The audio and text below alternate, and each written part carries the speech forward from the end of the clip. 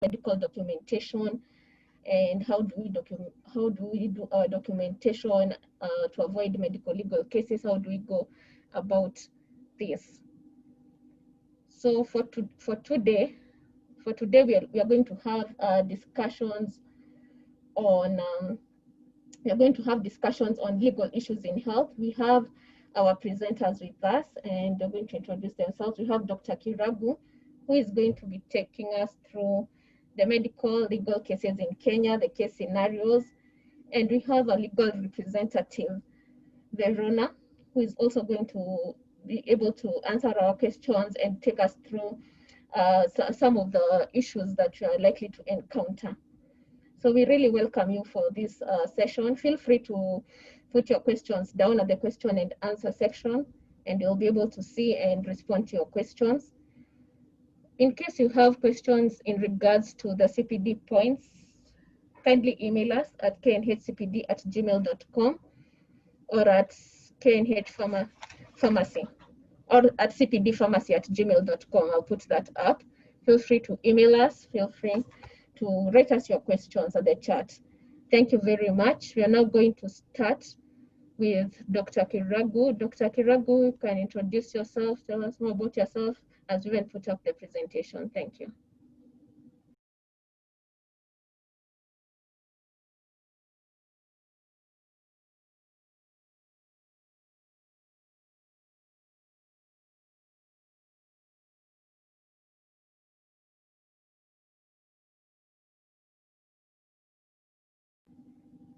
Hello? Hello, we can now hear you, Doc.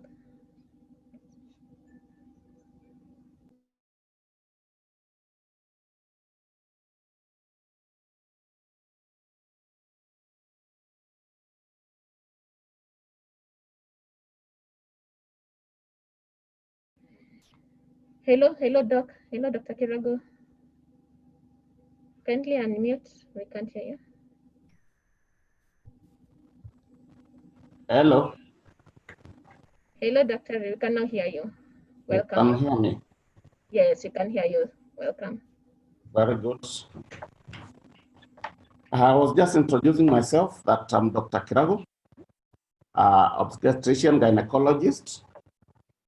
I am also a lawyer. We go to the overall course of law and the school, the Kenya School of Law. You may say DPM there, that is Diploma in Project Management. Presenting on this webinar about trends in medical legal issues in Kenya. We can get the next slide. This is an overview of what I present, what are medical legal cases, what factors precipitate them in brief, the key players, and then the trend, which is now my area, factors that determine these trends and the redress in the legal cases. A few about mitigation factors. The next slide, kindly. This is further introduction. What are medical legal cases or issues in this case? As the word goes, these are medical cases, cases that have a medical basis that touch on the infringement of rights of the clients we are attending to.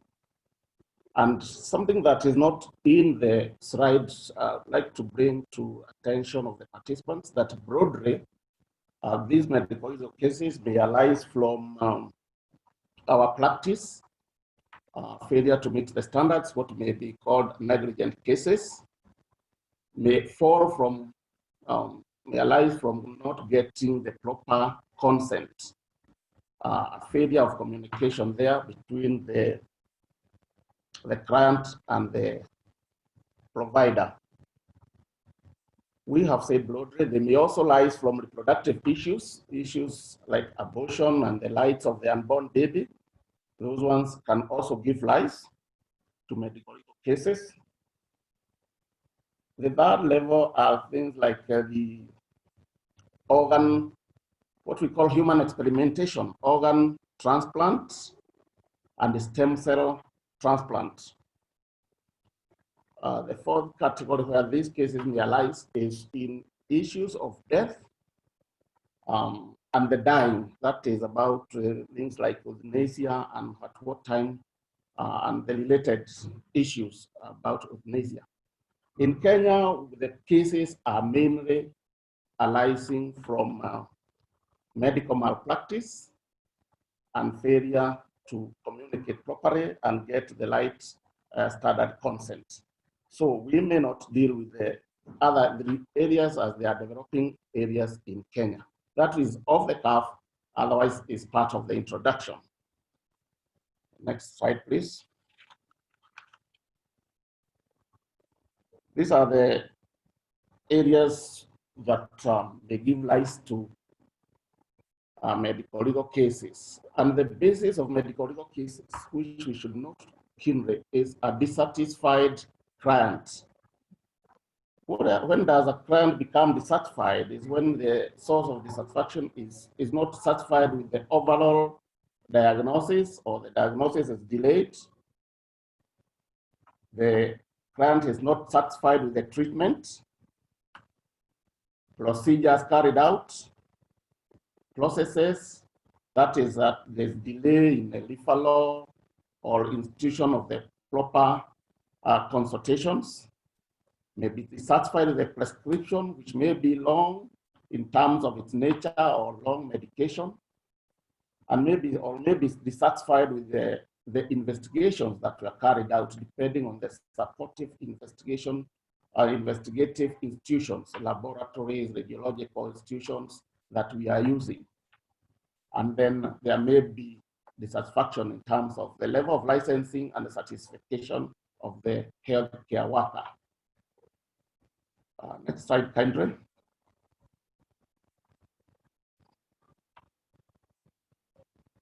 These are continuations of the areas that medical legal cases may arise. Dental practice is not left behind, but it's good to note that medical legal cases can arise from any medical discipline where one is practicing. Failing to consult, this is the second, the patient may just notice some harm as a consequence of a procedure, and having been area satisfied, may notice harm later on and then give basis to a medical legal case. We have already mentioned about failure to obtain consent.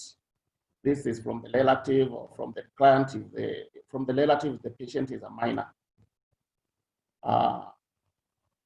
Then there is calibration and standardization of machines. Those of us who go to theater and use other equipment, they need to be calibrated and standardized on time. Otherwise, they can form a basis of medical legal cases when they fail or they malfunction. Broadly, that points the areas through which legal cases can arise. A quick look at the main players. The medical regulatory bodies are players in the medical legal cases. Hospitals, accreditation and standardization bodies. Here we have a body like Kenya Accreditation Service, and the KEBS, the government chemists, the courts, and generally the judicial system and tribunals. Professional bodies like are also players in this. The insurance bodies as the ones that cater for medical bills, they are givers, indemnities, and so they are quite good players. And then they are human rights institutions and local groups. So these ones can be interested parties or the main parties in medical legal cases. Let's move on, kindly. Hello. This is a general recap of the regulation in general of the medical profession, just giving examples of the regulatory bodies like in the medical board, the nursing council, the midwifery, nursing and midwifery. There's the medical practitioners board, clinical officers board. Every relatively everybody, every specialty in medical area has a body that regulates it. And the opinion of that body is very key when it comes to the medical legal cases. Their main aim is actually to harmonize the existence of the providers and the clients and the mediate issues and oversee that the medical profession is practiced above board. So these are the kind of places that one would first complain to when there is an issue that arises. Thank you. So this is now gets to the trends in this country. One, there are fairly few details that are available about the actual trends of cases, of medical legal cases. But one key source of this information is the medical board, where we notice there's a general increase in the cases reported, mainly on malpractice of medical malpractice and negligence. Thank you.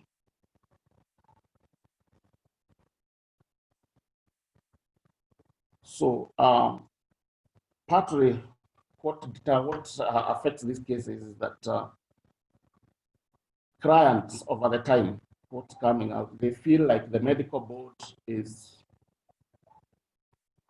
inadequately empowered to deal with these cases. What came out in our finding out is that the medical board is only empowered to deal with the medical, with the doctor, the clinician in this case, to a certain level, but do not have the powers to award compensation to the victim. And therefore, many of the cases that the board deals with end up in court because of that element of compensation. Shortly, we'll see the areas that the board has powers over, and we see why these cases are escalated to the court because of lack of that compensatory approach or compensatory allowance. Next, please. So this is to say the board has, over the years, we have a graph that will be presented that shows how it has been for the last about 10 years on cases reported to the board and how they have really tried to resolve them. The board has recorded an increase in from the 208. Thank you. These are some of the achievements that were trade in the medical practitioner and dentist board. And the graph projected is indicating the trend, the general trend of the cases from 1997 to about 2018. Those are about 10 years. And there is from 1997, we seem to have only had, could be one case that was reported until we get to 2011, when we have 84 cases reported on that year. Could be that was an effect of the new constitution, which gave people some impetus on their rights. But in general, there is an increase in the cases that are lodged in the medical board. Thank you. Hello? Hello. Let's move to the next slide, Henry.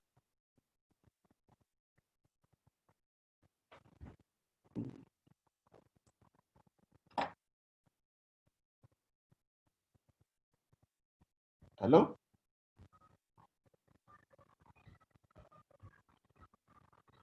Hello, Dr. Kiragu. Yes, sorry, we are having a bit of a technical hitch on our end. Just give us 1 second to sort it out. We apologize for that.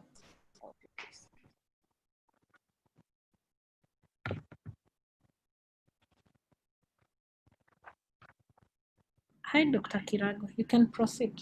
We can hear you. Thank you. So this is the second the bar graph. That is the second graph. The other one is a linear graph that shows the cases determined by the board at the county levels. The board has, we understand, has escalated itself or kind of developed strategies to deal with many cases at the county levels. And these are examples of the cases that the board has really dealt with. They look few, but the next graph or presentation will indicate why they are this. This is an extract from the Medical Practitioner and Testing Board, and it really indicates how the cases have been determined. I think this year has been used as the representative year, not year, 2018. And looking at it, is that the board had about 910 cases, and 89% of them were dealt with at the preliminary inquiry level.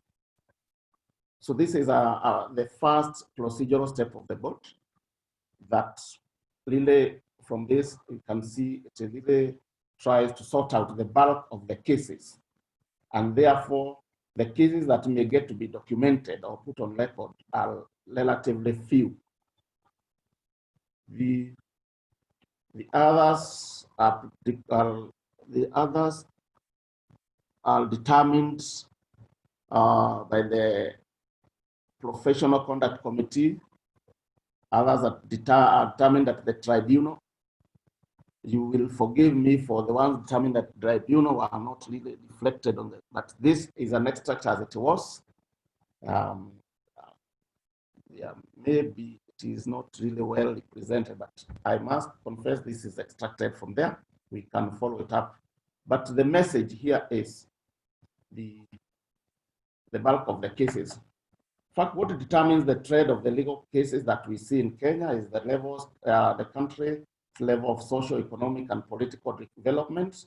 The higher the social and economic development of a country, the higher the cases reported, because this is coupled with the citizenry increased awareness of their rights and therefore medical rights. Then the extent to which institutions adhere to standard operational procedures, which may be institutionally drawn, or the general standards as per the regulators, Ministry of Health being one of them. There is then lack of development of clear consultative and referral systems. That can also help, has also helped to determine the trend. In terms of specialties, statistics were not very easy to come by. We'll endeavor to look for them in future. But what came out was that obstetricians and gynecologists are the highest, constitute the highest bulk of the cases in the medical legal department. This closely followed by anesthetists and then the ENT surgeons. Then follow that way. But you'll forgive me, the statistics, actual statistics were not forthcoming. Then there is the jurisprudence. This is the idea on how do the courts look at the medical legal cases. Do the public feel they are helped by the courts? Where courts are proactive and award and easy to award, the medical legal cases are also very high as a factor that determines that. What is therefore the person who is feeling aggrieved? The board has its, the act that establishes the board defines the disciplinary procedure in detail, that one must report first to the board, and the board forms the first stage of an official complaint in writing. Then there's a disciplinary procedure. We have seen there's the preliminary investigation, there is then the process cascaded to the tribunal. But remember, kindly, we mentioned the limitations of the board.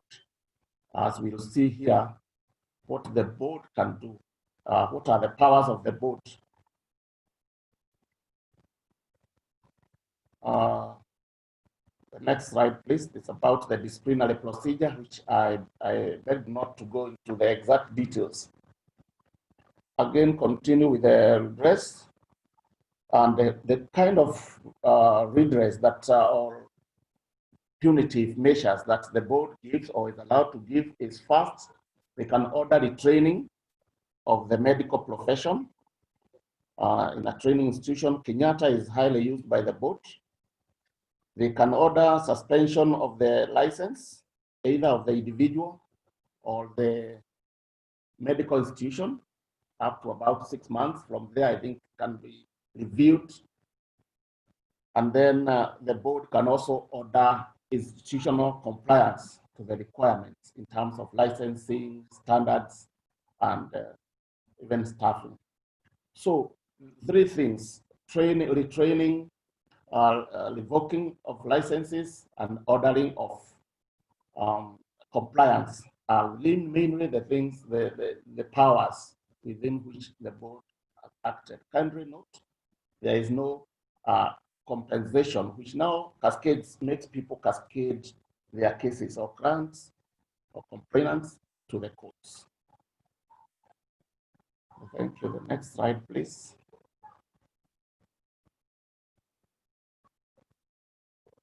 This is about redress being continued.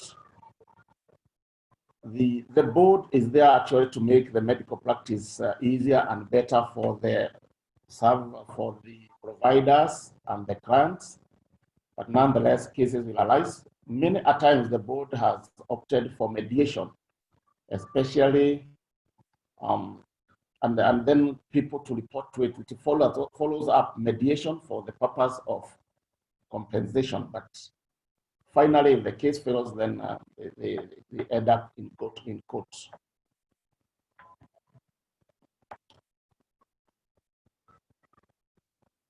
Consequences of medical malpractice. This is, we have just mentioned about the issues that the board has to raise, or the board can reprimand a medical practitioner for, and this is a light up on that. They can even finally register a person, but we think the board is a bit careful on that. What are the mitigating factors that are available for us? At a glance, says that we need to educate the healthcare providers, and I believe that is where we are now, to be made aware that every contact with a service consumer is potentially a medical legal case, and therefore, at all times, we strive to do our best as per the required standards. The standards in law would say is that one of a reasonable doctor, reasonable nurse, depending on the conduct. Then we educate and involve the clients in their own management. This is where counseling comes in, especially in cases that may drag for long. This is cases that potentially can complicate, but overall, every patient should be part of his or her own management, consenting when necessary. Proper documentation, I'm sure one of us will talk much more on this, but at this time it's good to say that at personal level, institutional level, proper documentation of the procedures and the processes and the record keeping is part of the mitigation measures that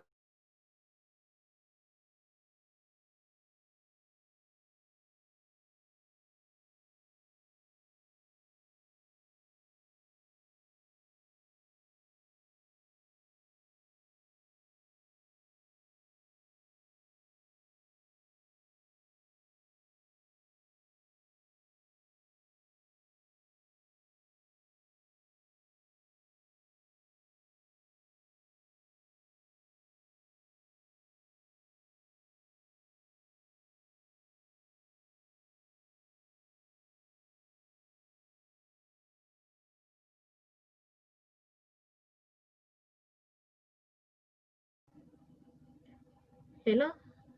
Hello, Dr. Maina?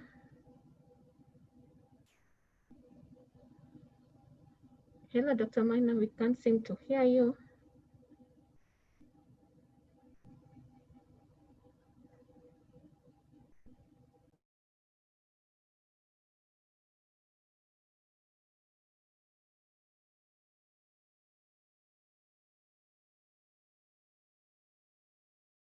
It's like-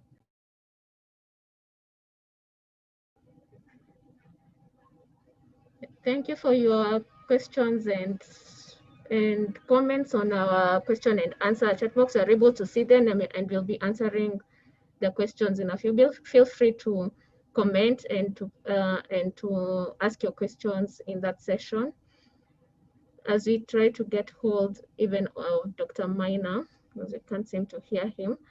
But thank you for the comments that are coming. For those who are asking about the CPD points, they are being sorted, and they are in collaboration with we are in collaboration with the teams to ensure that we all get the CPD points.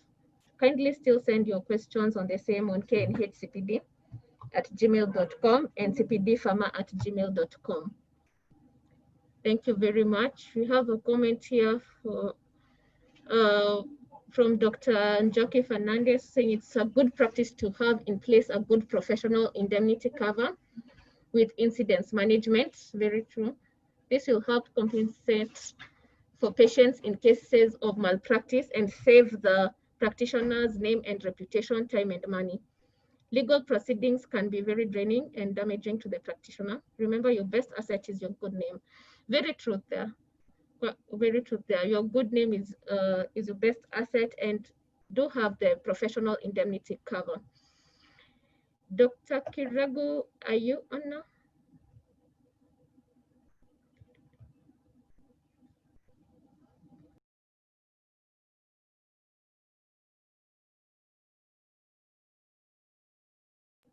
As we continue, we'll have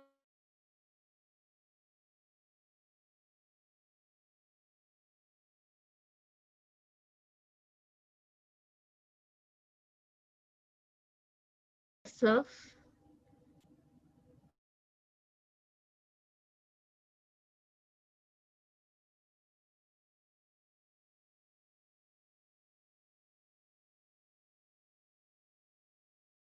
Good afternoon. Sorry, we apologize for the internet teachers we're having. Dr. Kiragu seems to have fallen off. I don't know whether he's back, but in the meantime, probably Dr. Karingo, we could have the next presenter, Dr. Verona, taking us through the medical legal trends, and as we wait for Dr. Kiragu to log back on. Yes, we have Verona on board. Verona? Yes. Yes, welcome. Welcome. Thank you for welcoming me to the presentations. And I'd like to take you through the Health Act 2017.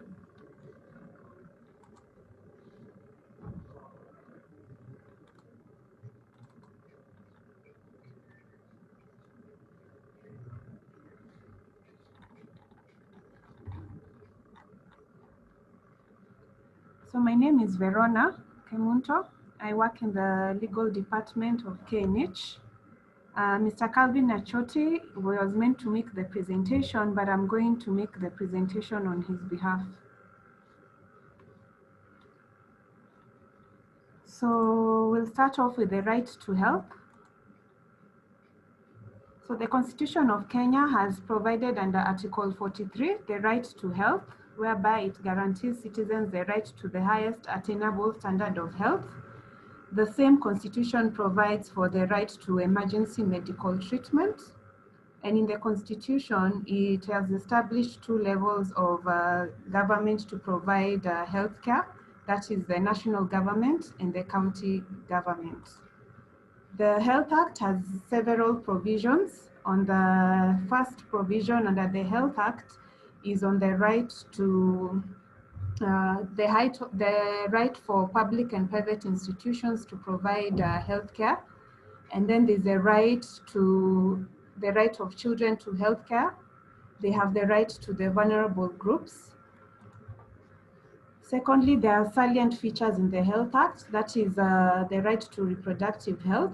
Currently, we have the Reproductive Health Bill that is still undergoing validation and is going to, we are hoping that this year we'll be able to go ahead and have the right to the Reproductive Health Care Act.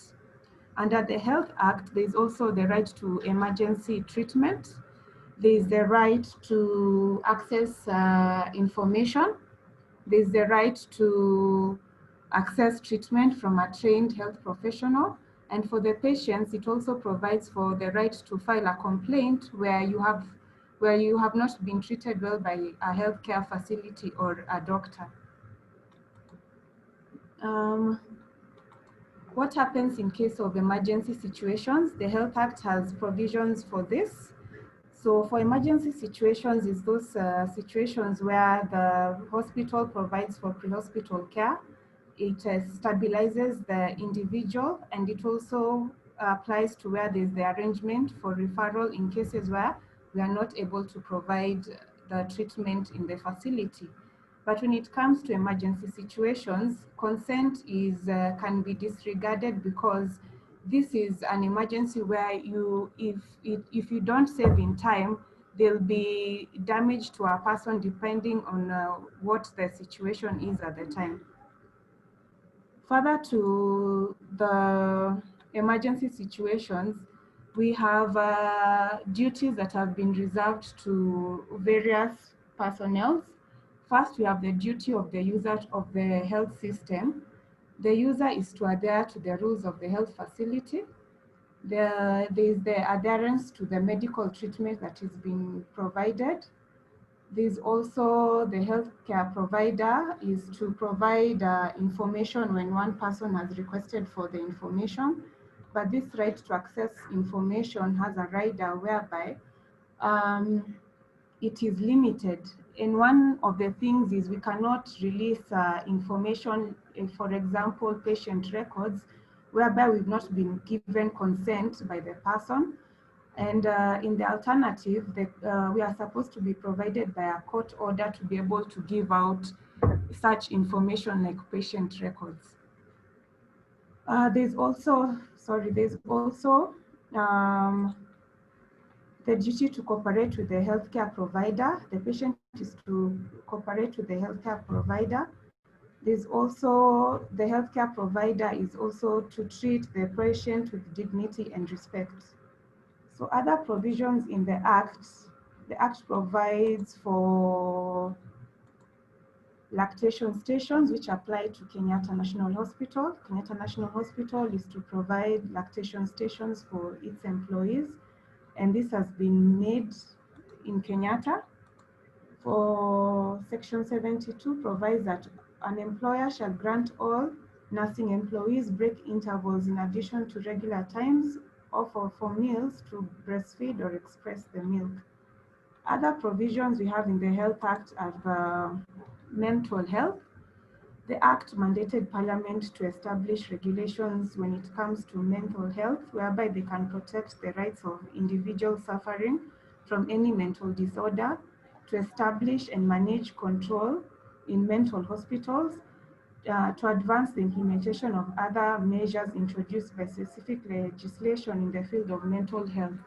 The Mental Health Bill was in Parliament next year, and we are still awaiting the Mental Health Act, but I stand corrected, it might have come out this year, but that one I'll have to check conclusively. There's also provisions on traditional and alternative medicine. The National Government Department for Health Promotion has formulated policies to guide the practice of traditional and alternative medicine. The Health Act also makes provisions for human organs, human blood and tissues and gametes. The Act allows persons to donate blood, human organs and products and other tissues. So further, there are regulations that will be established in the provision of organ transplant facilities within hospitals.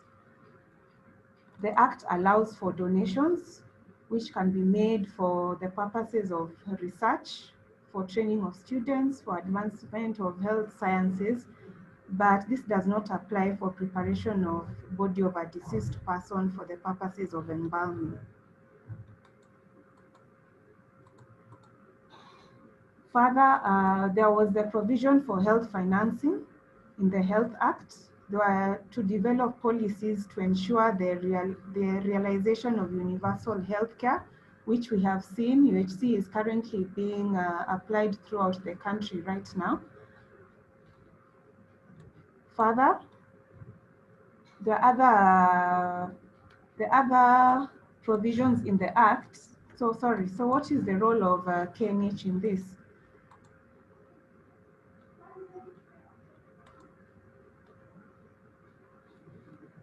KNH is to ensure that the staff are qualified and well-trained. KNH is to provide emergency medical treatment. KNH is to also ensure that the health products are licensed. And KNH is to also give identification of research for health priorities. Further, what is the implication of the Act to the healthcare workers? So the Healthcare Act provides for rights and duties of healthcare service providers. The Act also guides healthcare professionals in implementing their duties, and it also identifies professional and ethical responsibility associated with the implementation of the Act. So that is a summary of what the Health Act provides in relation to Kenyatta National Hospital.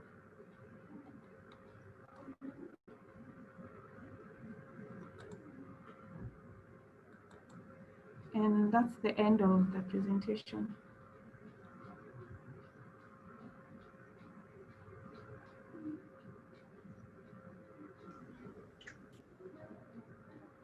Thank you, Verona. You can mute.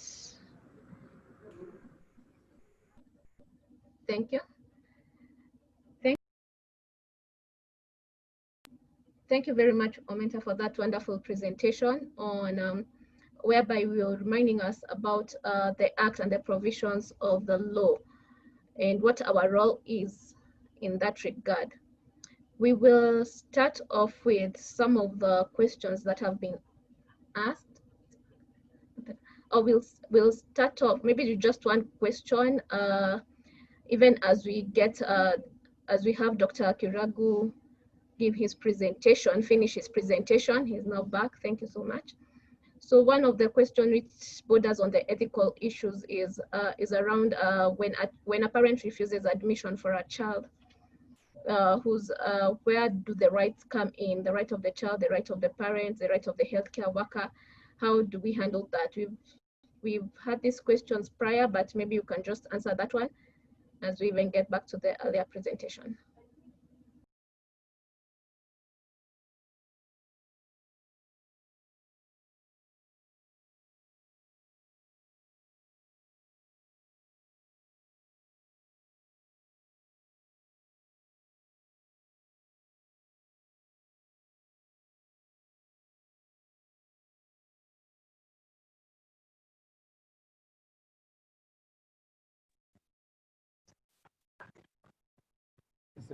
Hello? Hello, Dr. Karenga, we can't hear you. Apologies for that. I think we went off on our side a bit. We can go to our, we can, just a minute. Yes, Omenta, are you there? Okay, we'll now go on to our, you're there. Thank you. Yes, there was just that one question as we finish off with the earlier presentation. For admission, when a parent refuses to admit a child? Yes, any issues that in regards to child rights and healthcare rights, when it comes to admission and treatment, just a mention on the same even as we continue. When it comes to children, we usually go with what is the best interest of the child. And where a parent has refused to give consent, we will usually, or when the parent refuses to give consent to the doctor, we will usually tell the doctor to go on with the admission or the surgery. If he's unable to do the same, he can escalate it to a consultant who will be able to give authority for the doctor to proceed. Whereby the consultant is not there, it can be escalated to the director clinical services who will give authority. Or in the alternative, sometimes we usually go to court and get a court order for us to proceed with the treatment.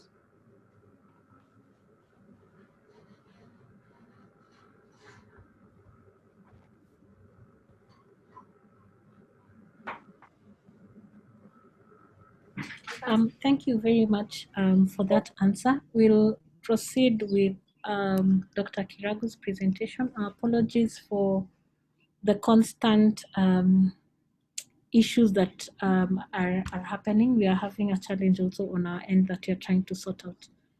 Dr. Kiragu, you're on? Yes, please. Thank Yes, you, thank you. We can continue. Thank you for bringing me back on this. I'm sorry my internet went off, but I'd like to point that I was on the very, very last slide. So in terms of the preparation that was on, we were on the slide about mitigation. Slide number 10. We were actually on slide number 10. And yes, it is scrolling to it. Yes.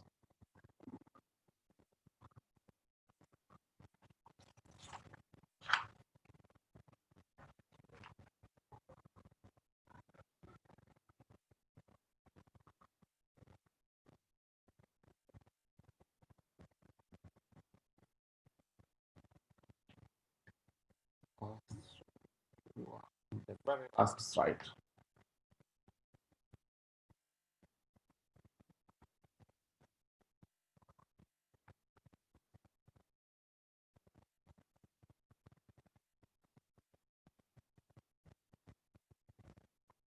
Thank you. Hello? Hello? Hello, there you are, thank you. Yes, as you realize, this is the slide we were just going through. And it is my very last slide. It's about mitigation measures that we can institute.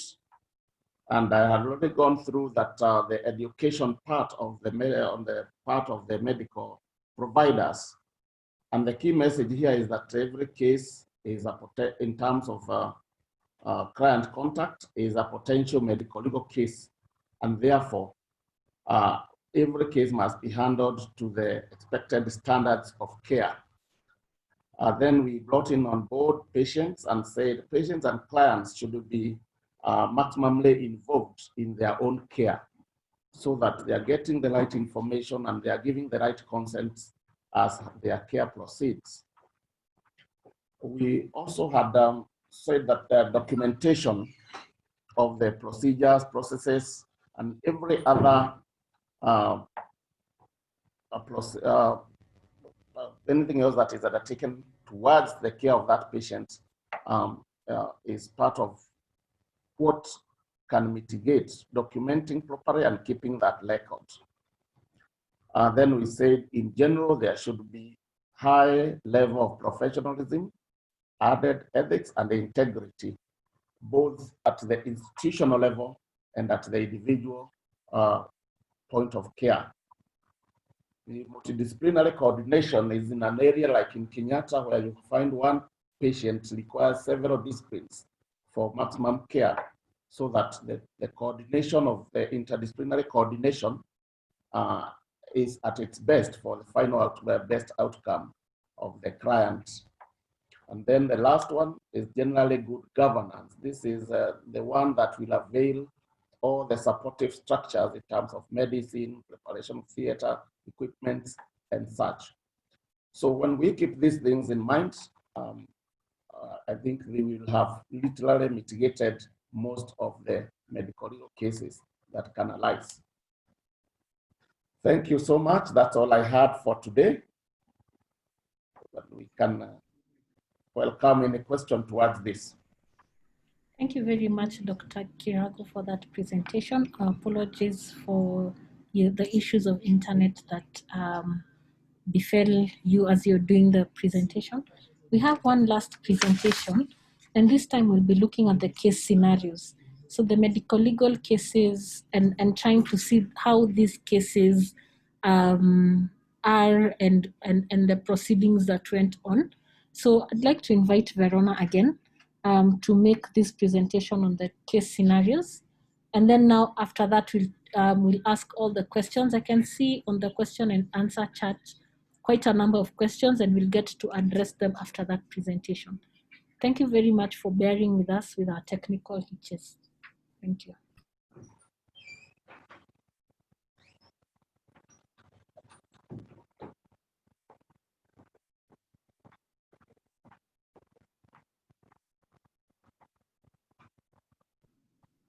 Verona, you can share your screen and continue the presentation.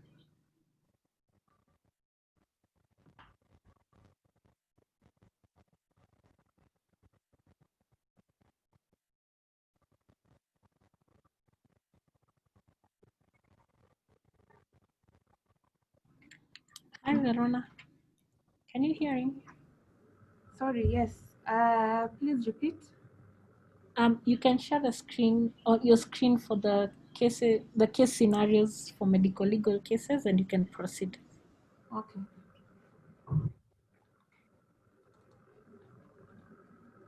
So thank you once again.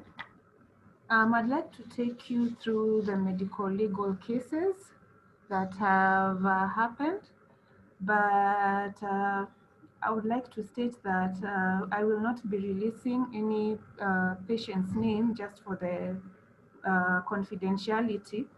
The cases will be in initial form. So back to our Article 43, where the Constitution guarantees the right to healthcare to everyone, which includes the right to emergency. But in the same Constitution, we also have a provision whereby you have a right to be compensated for any loss or injury incurred from any defect of goods and services provided. As Dr. Kiragu indicated in his presentation, where a patient is aggrieved by the services given at the hospital, they have a right of complaint, and this you've seen, various patients have gone to the medical board to complain about either negligence or misdiagnosis by some of our doctors. So what are the frequent claims that we usually get when it comes to medical malpractice suits? They usually involve 3 areas: patient confidentiality, the second one is misdiagnosis, and the third one is on hospital negligence. Patient confidentiality, as I stated earlier, can only be waived by the patient, him or herself, or through a court order.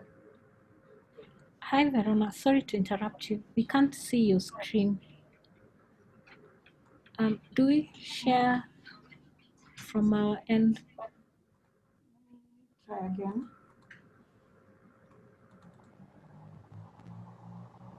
Yes, now we can see your screen. Maybe put it at slideshow, then we'll be able to see. Okay.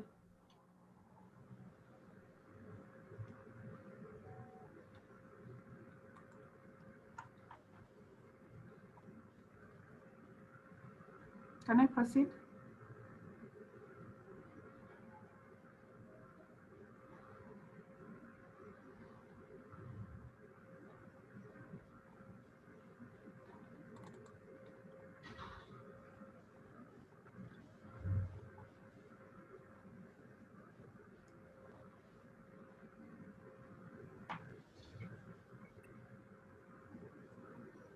Yes.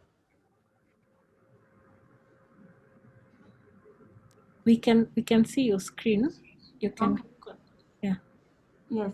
So as I said earlier, a patient has the right of complaint, and there are various areas where complaints can arise. And these are three major areas that we've encountered are to do with the patient confidentiality. The second one is misdiagnosis or surgical malpractice. And the common one is on the negligence.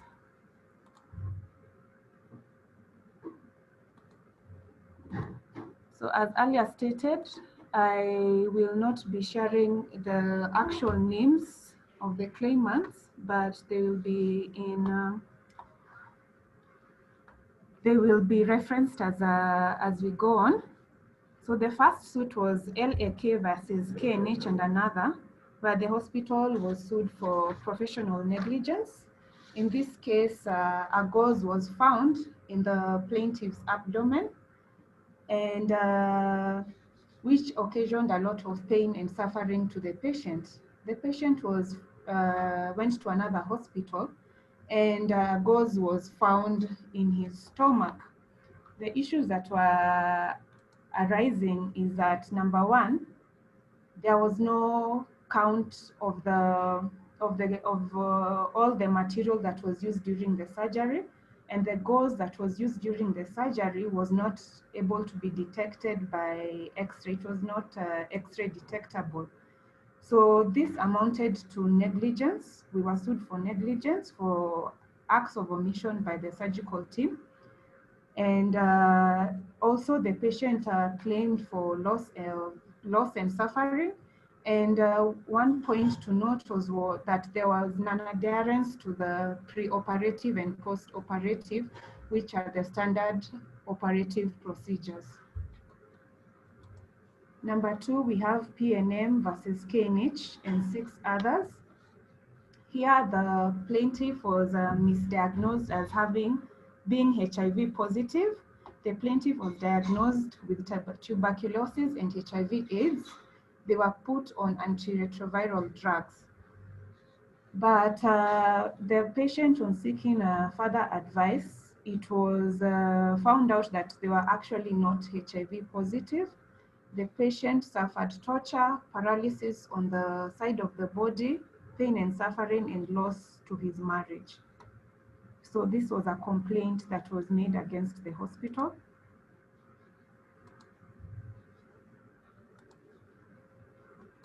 So we can see the particulars of negligence, as mentioned, was a wrongful diagnosis of the patient and administering wrong medication. The other scenario, the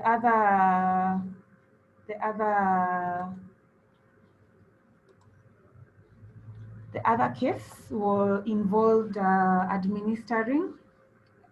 The patient had come for, sorry, let me just get back to the right slide.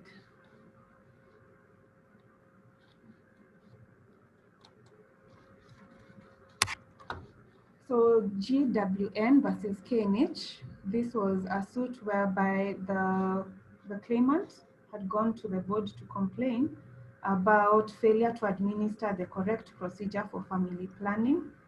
In addition, there was filing of misleading medical records.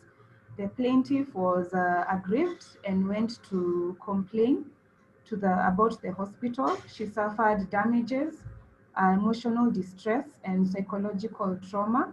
She sued the hospital for monthly maintenance of 300,000 and 100,000 per month during her prenatal care. This is because the correct procedure was not family planning procedure was not administered. Then we have SMM versus KNH. This was on alleged negligence, whereby the plaintiff alleged that he had bought metal implants, but the hospital failed to carry out surgery or even do the splitting of his fractured limb. Due to that, he underwent 50% permanent disability.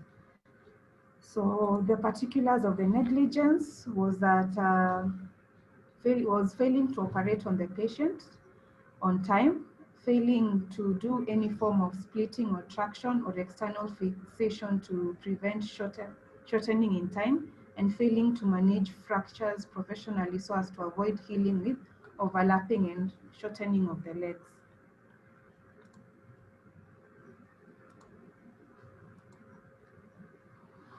So there are usually instances where the hospital is actually liable for this negligence that has occurred. And this is, you'll find that if a person is injured because their chart or file was confused with another person's patient, the hospital itself, rather than the individual doctor, is the one who is held personally liable. And this we saw in a current case in 2018, which many people will remember it as the mixed surgery, whereby there was a blood clot in the patient and operation was actually done on the wrong person. In this scenario, the hospital was actually found liable for the mixed surgery. We have CNK versus Dr. MPO and KNH. This was a scenario that happened in 2014 where the patient had come to the hospital due to a lump in her breast. It was recommended that she goes under for a mastectomy, but on further review, it was actually diagnosed that she actually didn't need the mastectomy to be done. So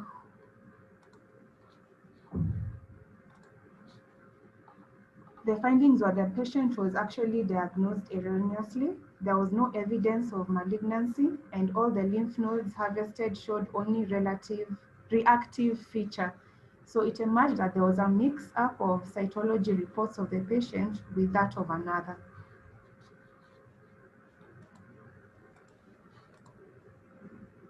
So another scenario is whereby it involved a minor who was admitted to the hospital and diagnosed with abdominal, forgive me for my pronunciation, Burkitt's lymphoma. The minor's father objected to treatment and demanded the child be discharged against medical advice so he can go home and bury the minor. So KNH actually filed the application to safeguard and promote the welfare of the child. The court held the hospital is allowed to detain the minor to receive appropriate care and treatment. And this case actually answers the question that was brought earlier when admission is for a child is refused by the guardian or the caregiver. So the minor actually was treated successfully and later discharged. So what are the lessons learned and mitigation measures? So what we've learned even from Dr. Kirago's presentation is that we need to ensure that there is appropriate record keeping and documentation so that we are able to deliver good quality care. And this record keeping will ensure that you have a best defense against any allegation of your negligence. Because if it is not in record, it means that it was not actually done. So we need to ensure proper record keeping. Number two, when it comes to transfer of patients, especially the ones we receive for referral, the hospital is to ensure that we have the correct transferring notes and investigation reports. We need to have notes in the patient's file so that in case anything happens, the liability is not transferred to the hospital, yet the damage actually occurred from the transferring hospital. So how do we handle allegations and complaints for the patients? We advise that you don't ignore patients, whether oral or written. You handle allegations with sympathy, intelligence, and firmness. You take professional guidance from lawyers before answering any demand for medical legal cases. You also provide documents to your advocate. You have to provide the copy of the complaint, the summary of events. And what we actually also advise the healthcare providers, especially the doctors, is to get a professional indemnity cover, because once you've been sued, you need to alert the insurance company with your agent, and you have to provide the copy of the complaint to them. So the next thing is you have to take expert opinion from your senior consultant. And in instances where you find there are three people that have been sued, let's say the surgeon, the anesthetist, and the hospital, we need to ensure that the information that is being given is not conflicting. It has to be responding. You have to be not to be opposing each other. You have to correspond in the information that you're giving. So like I said, if you have any professional indemnity, you have to inform the insurance company through your agent about your complaint.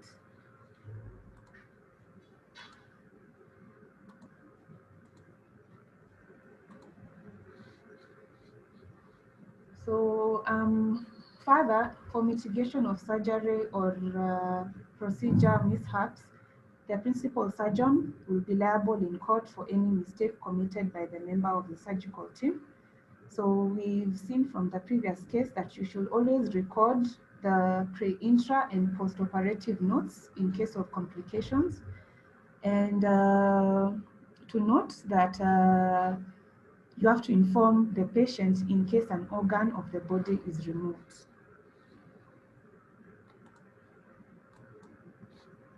Thank you.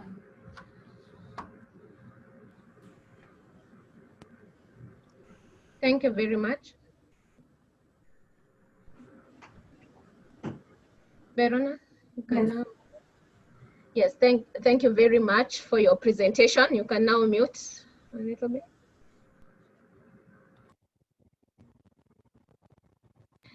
Thank you very much for that presentation. It is indeed very enlightening on some of the cases that may be encountered and that might take us as medical professionals to court. And just to start off on some, we have a couple of comments and questions in regard to the presentations that we've had today. In the first question, we'd like to hear from Dr. Kiragu about the process, just a brief about the process of how the complaints are handled by the board. Does the board provide a lawyer for the same? Do you come with your own lawyer? What is it like once you're sued or once a case reaches the board? When does it go to court? What is the process like? Just in brief. Thank you. In general, the complaint starts at the point of care.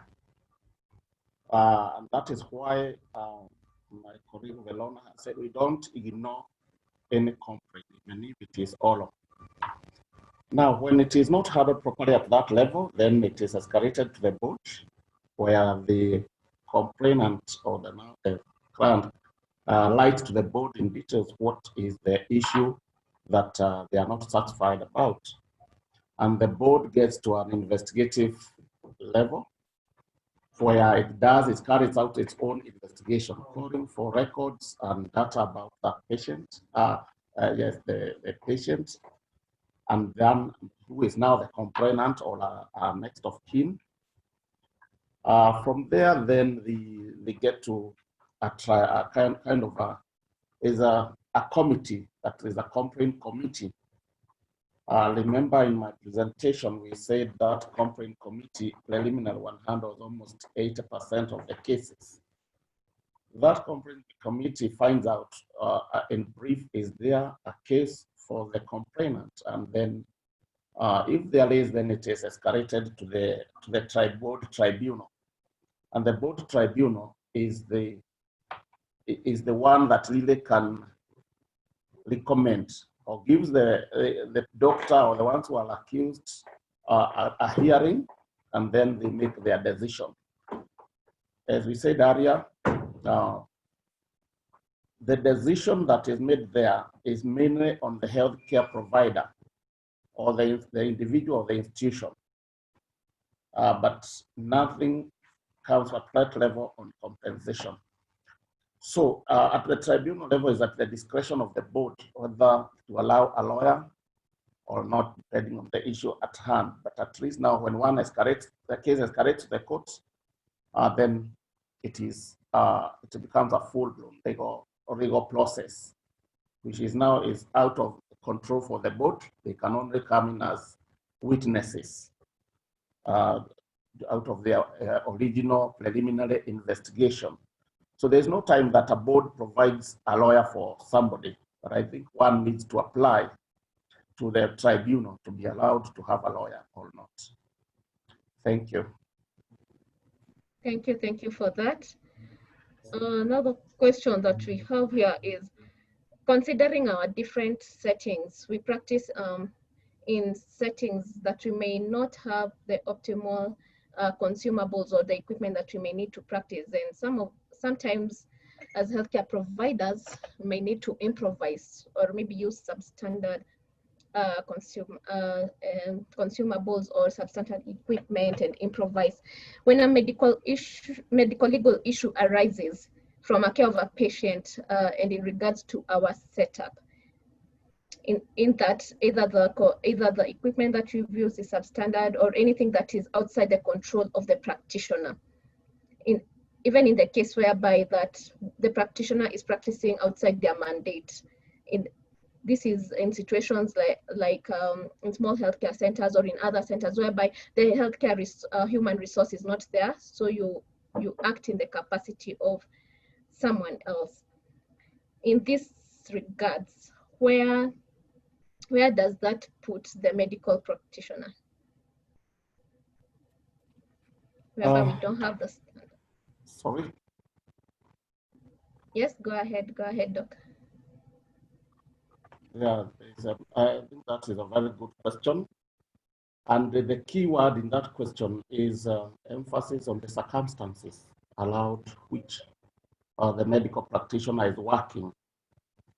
We know very well somebody working in Nairobi has better facilities than somebody working in the far peripheral areas of this country. And what I would like to emphasize on this is that what kind of case were you dealing with? If the case is an emergency, as we had earlier presentation, many things are waived in terms of you trying to save that emergency, where you can even at times act out of your, let's say, I'll give an example. If you remove an appendix and you're a gynecologist, because there's no surgeon, there's nobody else, I think the circumstances are such that it needed to be removed and the right person was not available. The second thing that the court will look for, other than the emergency, is what would a reasonable doctor of your caliber, if one is a medical officer, what would a reasonable medical officer have done under the circumstances? If one is a surgeon, what would a reasonable surgeon would have done? So the standards are that one of reasonability, and then it's in the best interest of that patient. Was there any help that you could have used or you could have called for that was available that you didn't? So as you say, the circumstances around which a medical legal case is purported to happen are very, very critical in terms of emergency, in terms of the best interest of that patient and the prevailing circumstances. And therefore the court, the procedure or the disciplinary procedure is not blind on the circumstances. I hope I have attempted to answer that question. Yes, yes. Needed to clarify further. Yes, so what you're saying is that the circumstances are looked into, the circumstances in which you practice are looked. Yes. Thank you very much. And I guess this is whereby you need to, as we were saying about documentation, you need to document, are those some of the details that you need to document as you're taking care of your patient, that you don't have such and such equipment to do such and such a procedure? I think that is exactly what we are indicating about circumstances. They need to be well documented. Thank you.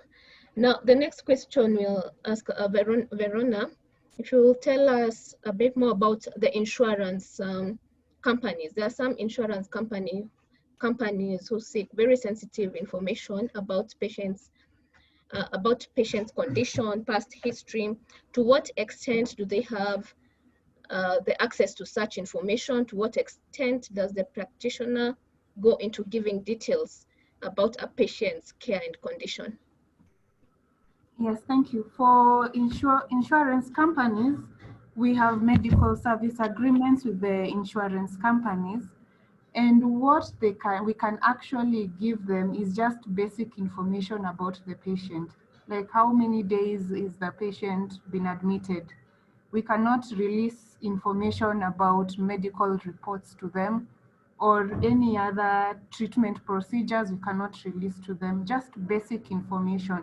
If they want the nitty-gritties like the reports, the procedures, they will need to show us a court order.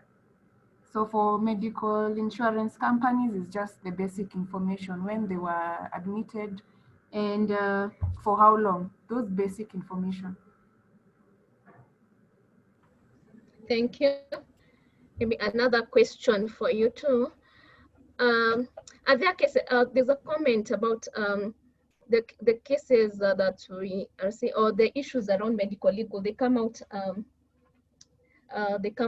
this is negative. It's as if the healthcare practitioner is to blame, and there are negative cases around the same. Do you have a case whereby a positive case in regards to, is there a situation you've come across whereby the blame is not to the practitioner or the hospital, but rather there is a contributory factor maybe from the patient,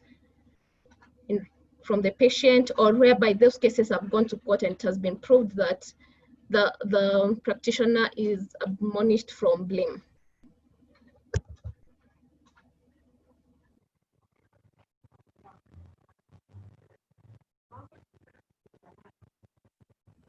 Yes, Verona? Let me come back with that one. Let me think through, then I'll get back to you on that one. Oh, okay. And also in regards, in regards to cost sharing, whereby you might have the cost sharing finances that usually delays medical care. A patient does not have the finances for certain medical interventions, and this contributes to some delay in care. Where does the law stand in this, and where are the rights practiced in this?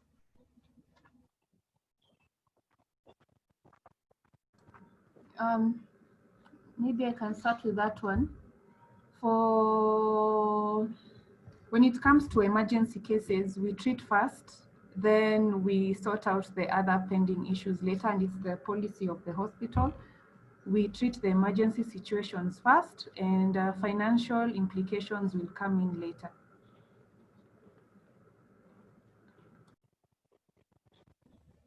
Thank you for that. Here for Dr. Minor, you let us know about for the procedures that are done under emergency situation, and there's then there's an untoward outcome towards the same. Where does the blame go? And also in regards to whereby medication is dispensed and there's an adverse effect or outcome that was not foreseen, unforeseen adverse outcome. Who gets the blame for such? Is it how is the blame divided? Is it the doctor, the hospital, the dispenser, the system? Thank you. We'll start with the case of where the procedure is done as an emergency. Allow me to say, we should not tire to say that documentation is our key thing. Because when there are emergencies that are so dire that a minute, 2, 3, or 10 minutes would be too much. It's an emergency that we say needs to be handled today. In giving you a small read, I think the best assessment of the blame, if an untoward outcome is what is recorded, is that what was the state of the patient by the time you declared this is a dire emergency? Is it an emergency where you are saying now we are rushing in to save this life? Like it would happen many a times in obstetric and gynecology, especially with cases like ectopic pregnancies, which are ruptured. So if a patient is taken to theater and you are going there when the blood pressures are unrecordable or too low to sustain life, then the outcome is guarded, because if you didn't go in, then it would still be a very better that you attempt to save that life. So the documentation, even when we review this file, these records, is that what were the exact circumstances? What was the clinical picture before taking that patient to theater? And the quick question is, what would happen if I don't take this patient to theater now? If the result of that question is that you can prepare more or something better can be done in terms of consultation, in terms of preparation, then the consequences would lie on you. But if I don't take this patient now, then the consequences would be quite dire. Then you would really not be blamed for that. So the key point is, how was the patient, or what was the emergence, or how bad was it when you rushed this patient could be for the procedure. On medication, the medication is, let's start from the patient care that what you have indicated, I imagine, is like an untoward reaction or like an anaphylactic reaction.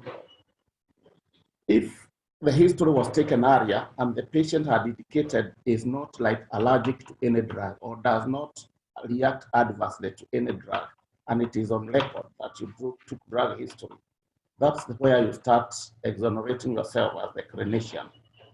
Secondly, if the prescription, the write-up of the prescription was fit for the diagnosis, then you continue exonerating yourself in terms of the medicine, in terms of the dosage. It is only when it is dispensed in a different way or different form that now you can pass over the blame. But the dispensers are only to blame for dispensing the prescription wrongly, or at least not correcting an obvious typographic error in the prescription, and that could call for a consultation. So much of the blame about the effect of the drug would still lie on the clinician, because it's the one with the opportunity to understand the history of this patient, is the one with the opportunity to tell the patient, these are the side effects, I'll give you this medicine, and these are the side effects you may get. But remember, history will go a long way in indicating that that was an unforeseen outcome. I hope that is the much I can relay. Apportioning blame is largely the area of the court, but from our side as clinician, now talking as a clinician, you must work very hard, document, and take enough history for you to exonerate yourself. Thank you. Thank you very much for that comprehensive answer in regards to that. Maybe another question for you. At what level of professional qualification is a doctor allowed to enter consent on behalf of a patient whose relative and or parent is unwilling? Because here we are asking about, in the case whereby a healthcare practitioner is signing consent on behalf of a patient, which are those situations that may warrant such? And at what level can you do it? Practice. I imagine you mean the way a doctor can sign on behalf Yes. of a patient. Yes. In practice, I find it at consultancy level, a specialist level. But in actual practice is that at times the consultant may not be readily available when you want to take a patient to theater for procedure. I imagine a scenario where a mother who is 17 years, is a teenager, comes with a condition like a cord prolapse, for those who will follow that. And the consultant may not be seated in labor ward. In practice, you can get that consent and then it's formalized later out of the chair emergency that can lose that baby within minutes. But the right thing is to have the consultant understand the circumstances, why one should sign. Is one, what is the extent of this emergency? Secondly, how available or unavailable is the next of kin, because that is the second in line before now you get the consultant. So the consultant or the medical person does not just sign because it's actually like the third person who should consent if the circumstances are such there, and it would be costly in terms of life and complications to wait for the next of kin. So I find a consultant being the level at which generally is and whose opinion is taken to be the right position as far as that medical situation is concerned. Thank you for that. Verona, you could answer us the next question, whereby we're asking, have you come across cases whereby the healthcare practitioner sues the facility or their workplace for lack of proper equipment to practice, or proper equipment or proper systems? And in this case, for example, a practitioner is practicing outside their mandate, and maybe it has taken long for a replacement to be done or a proper personnel to come. Have you come across any situations whereby the practitioners can sue the hospital or their areas of work? Let me start off with the first question that was asked about whether we've come across a situation where we've been sued and we actually were not found liable. That was asked earlier. We've actually encountered one case. The patient had come for a tubal ligation, but and in the event it was not successful because she became pregnant and she took hospital to court. But during the court sessions, her case, it had no merit. So she could not prove to the court that in fact the tubal ligation actually led to her conceiving the children. So although we were taken to court for negligence, we were actually not found liable in that case because she could not prove her case on merit. Second, the second question, I've not come in contact with such a case because I believe as the hospital we provide our doctors with the right environment, or maybe I didn't get the question clearly, but I've not come through that case. But is there a legal provision for such? Please come again. Is there a legal provision for such a case in that healthcare practitioner faults their facility or their management for lack of the proper equipment or proper practicing place? For complaints, anyone can come up and take a health facility to court where they feel aggrieved, and they have to prove in court that we did not provide them with such facilities. But as I was saying, we do provide, and I've not come across that. everyone has a right to go and complain in court if they feel aggrieved. Thank you for that. And maybe while we are at it, Veronica, you could maybe let us know in a situation whereby a duty has been performed by another colleague and it brings about a medical legal issue. Can one defend themselves in court? Come again? In our practice, whereby we have different cadres and practicing with we have inter-cadre practice. When a medical legal issue arises, is there defense in a court of law for such? I think that I'm not getting the question quite clear. Maybe Dr. Kiragu can explain it further, or maybe he's understood the question. Or let me frame it again. Dr. Kiragu, maybe you can help us here.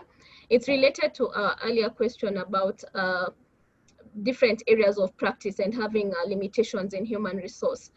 Yes. So in a situation whereby a colleague gives, for example, gives consent on your behalf, yes, or in a situation whereby you are not on duty, or you are on night, or a colleague performs certain procedure on your behalf, to what extent is this a medical legal issue? now allow me to attempt that, because there are two cases here. The fact that a colleague performed a procedure on your behalf could be you are not allowed or something. Carries with its own now internal hospital mechanisms in terms of why you are not there and at what time your colleague steps in. All that becomes part of the HR management hospital mechanisms. But the actual work done, the colleague who actually does the work is now liable personally first, and then the institution. But you who never came in, unless it was, you had no, unless this colleague came in as to step in because you totally missed, or somebody, the system was not aware that you are not allowed, then that can now be a case on its own, that you failed to attend or pass to a client if that patient complicates. But if a colleague comes in out of your internal arrangements and does that procedure and then it doesn't go well, then finally the one who does it is personally liable, and secondly, the institution may be brought in. I hope I have understood what was the issue. Thank you very much for that. Yes, indeed you've answered it. And even as we come to our final, towards the end of our session today, we appreciate our attendees for your comments and your questions that you've gone through. And what you are really saying here, or what I've gotten, because we've had a lot of learning lessons from this, documentation is really key. One of the areas that has come out that we really need to document, and even outside just the practice, to document about the circumstances in which you are practicing. The other thing is to try and set up systems and standards that enable us to have less of the medical errors.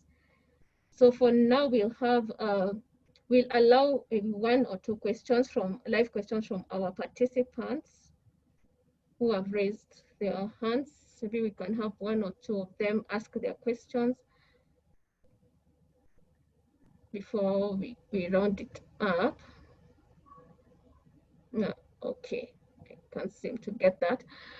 But we might have, let's have a comment from Verona. What will be your final comment or your final comment towards medical legal issues in health?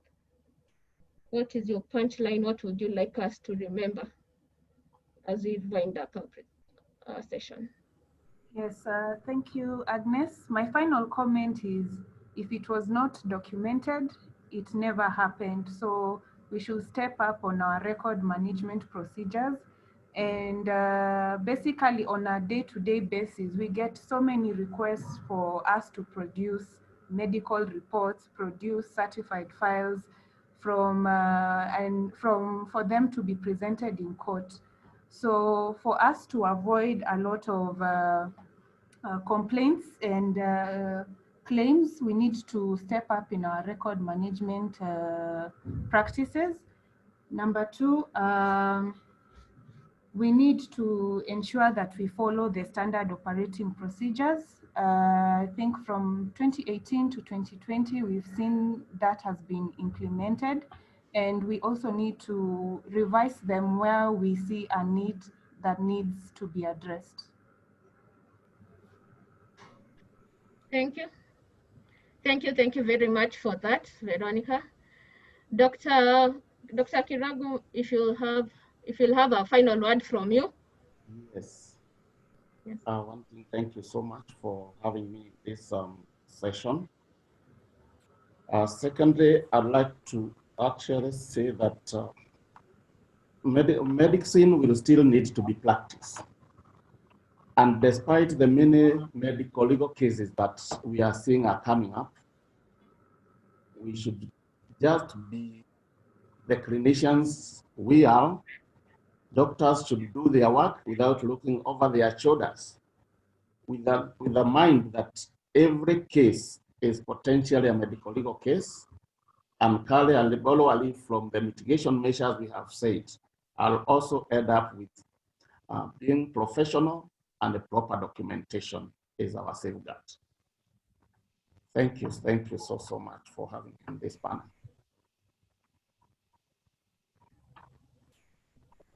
Thank you for that. Indeed, it has been a very wonderful presentation, and we've had candid conversations about how do we stay in the practice and out of court. We really want to appreciate our participants for listening in and for your comments and questions. We still have continuous sessions on the same. We'll have another session on the coming week on Wednesday, where we'll still have further discussions on medical malpractice, and we'll even have our board chair, our medical practitioner and dentist board chair. We'll have other presenters and just have a better understanding of how to stay in practice and out of court. For the questions that are in regards to any matters to do with COVID, we still have our COVID sessions ongoing. Tomorrow we'll have a session on effects of COVID-19 on HIV programs. You're welcome at 2 to 3:30 p.m. You're welcome to join us. And thank you for staying with us. My name is Dr. Agnes Karengo Karume from Kenyatta National Hospital.